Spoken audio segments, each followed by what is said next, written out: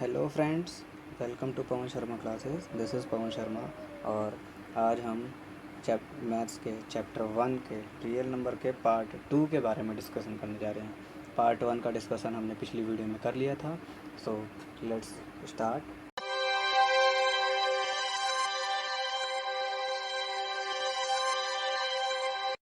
तो हमने पिछली वीडियो में डिस्कशन किया था यूक्लिड डिवीज़न एल्गोरिथम के बारे में।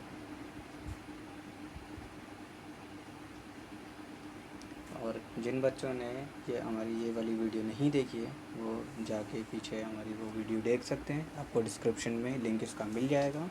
तो हम उसी के आगे स्टार्ट करते हैं।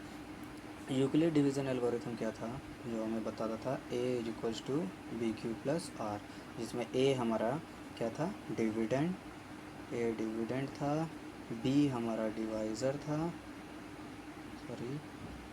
डिवाइज़र, q हमारा क्वोशिएंट था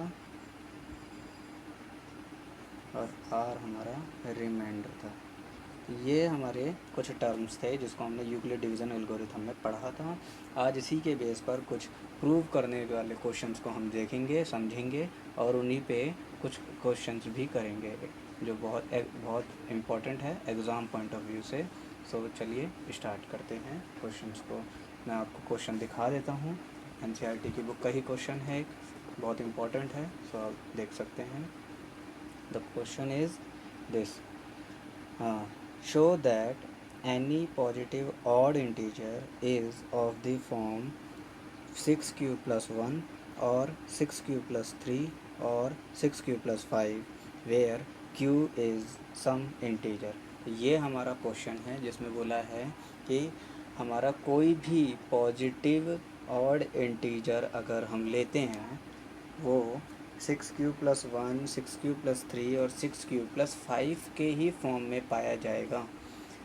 इसे हमें सॉल्व करके दिखाना है, बेसिकली प्रूव करके दिखाना है। शो लिखा है, प्रूव करके दिखाना है। तो चलिए स्टार्ट करते हैं और हम अपना ही क्वेश्चन। तो जैसा कि हमने क्वेश्चन में देखा कि हमें क्वेश्चन में प्रूव करना है कि कोई भी odd integer 6q plus 1, 6q plus 3 या 6q प्लस 5 के फॉर्म में होता है, यही प्रूव करना है हमें। तो इसमें हम देख सकते हैं बेसिकली, अगर हम इसे एल्गोरिथम के पॉइंट ऑफ व्यू से देखें तो एल्गोरिथम होता है a equals to b q plus r. और इसी फॉर्म में हम इनमें से किसी को भी रख लें, चाहे हम ये रखें 6q प्लस 1, चाहे हम रखें 6q प्लस 3, चाहे हम रखें 6q प्लस 5। ये तीनों अगर हम रख देखें तो सभी पॉइंट पे हमें सिर्फ सभी पॉइंटों पर ये 6 बी वाले प्लेस पर ही दिखाई दे रहा है। यानी हम कह सकते हैं कि हमारा जो b है वो कितना है, 6।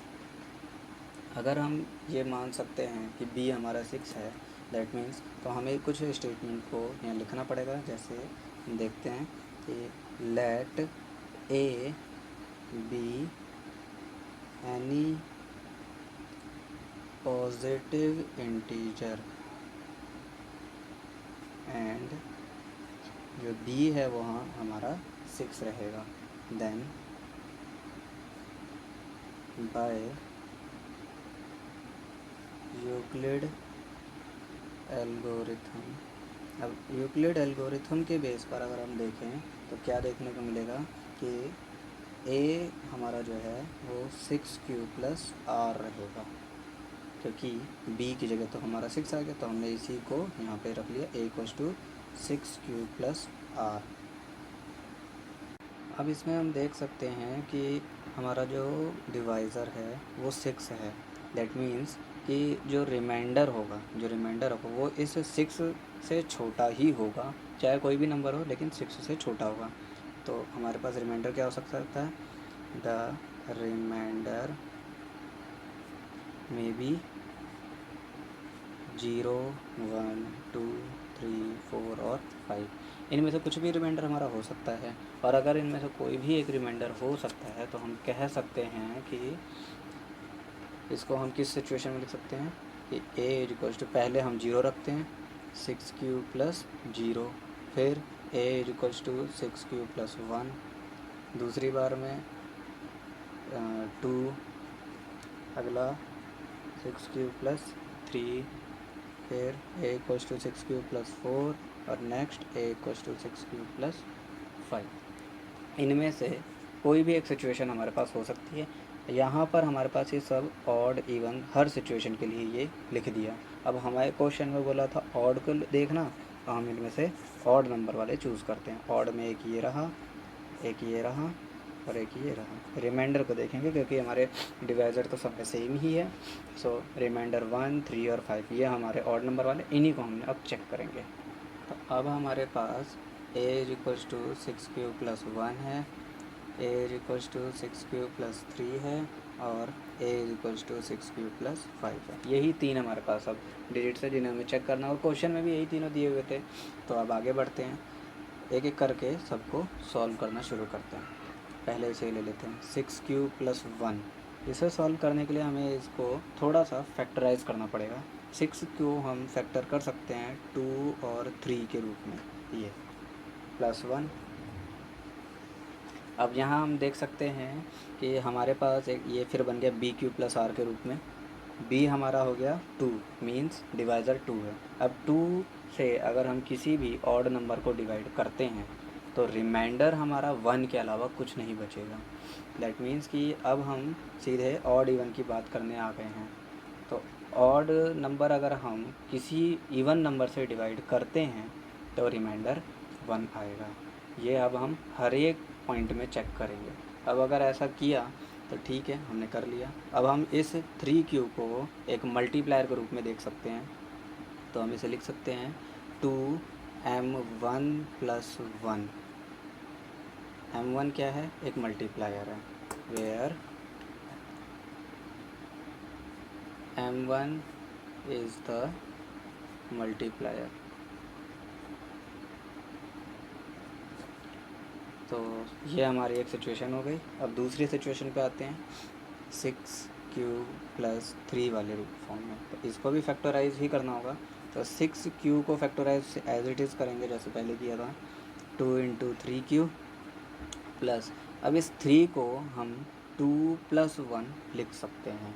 ऐसा इसलिए किया क्योंकि हमें बेसिकली यहाँ रिमाइंडर 1 के रूप में हमें चेक करना है कि बनते हैं या नहीं। तो ये बन गया, इसलिए हमने कर लिया। अच्छा, तो अब हम इस नंबर में से, ये पूरा एक नंबर है और ये खुद में एक नंबर है, इन दोनों में 2 कॉमन अगर निकालें तो इधर बच गया 3³ और ये प्लस, और ये 2 तो कॉमन आ गया, बच गया 1 और इधर से अलग से प्लस का 1। तो अब यहाँ हम देख सकते हैं कि ये फिर से एक मल्टीप्लायर बन गया 2। इस मल्टीप्लायर को हम m2 नाम दे देते हैं +1। तो देख सकते हैं कि ये फिर से इसी रूप में आया। m1 और m2 अलग अलग इसलिए रखा क्योंकि ये दोनों वैल्यूज़ अलग अलग हैं। Where m2 is the multiplier है, तो हम इसे अलग कर देते हैं। ठीक है, तो ये हमारा दूसरा भी बन के आ गया। सॉरी, इसमें दिखा नहीं, अब दिख रहा होगा सबको। अब हम आगे बढ़ते हैं 6³ + 5 के लिए। इसको भी हमें फैक्टराइज करना होगा। फैक्टराइज करने के लिए पहले 6³ को तोड़ेंगे तो 2 × 3³ हो गया। फिर 5 को भी हम तोड़कर 4 + 1 तो लिख सकते हैं। हमने देखा कि 1 आ रहा है तो आ गया, ठीक है, अच्छी बात है। अब इस नंबर में और इसमें से 2 कॉमन निकाल लेते हैं, तो यहाँ 2 आ गया और इधर 3³ और इधर 4 में 2 चला गया तो 2 बच गया, 2 + 1। ये फिर से एक मल्टीप्लायर के रूप में आ गया। इस पूरे को नाम दे देते हैं m3 + 1, where m3 is the multiplier. तो ये फिर से एक मल्टीप्लायर बन के तैयार हो गया हमारा। तो हमने देखा कि ये तीनों ही नंबर हमारा जैसे ये था पहले 2m + 1 के रूप में था, फिर ये दूसरा वाला 2 + 1 के रूप में आ गया, फिर तीसरा वाला भी 2m 3 + 1, यानी कि सारे इसी फॉर्म में ही बन रहे हैं। यानी कि कोई भी किसी भी तरह का ऑड नंबर हो, अगर 2 से डिवाइड करते हैं तो रिमाइंडर उसका 1 ही बचेगा, 1 के अलावा कुछ नहीं बचेगा। तो हमने इतनी बातें सब चेक कर ली। तो बस हमने लगभग ये चीज़ चेक कर लिया कि कोई भी odd integer 6 q plus 1, 6 q plus 3, 6 q plus 5 के रूप में ही होगा, क्योंकि शॉर्ट में हमने देख लिया 2 से डिवाइड करके सबका रिमाइंडर 1 ही आ रहा है।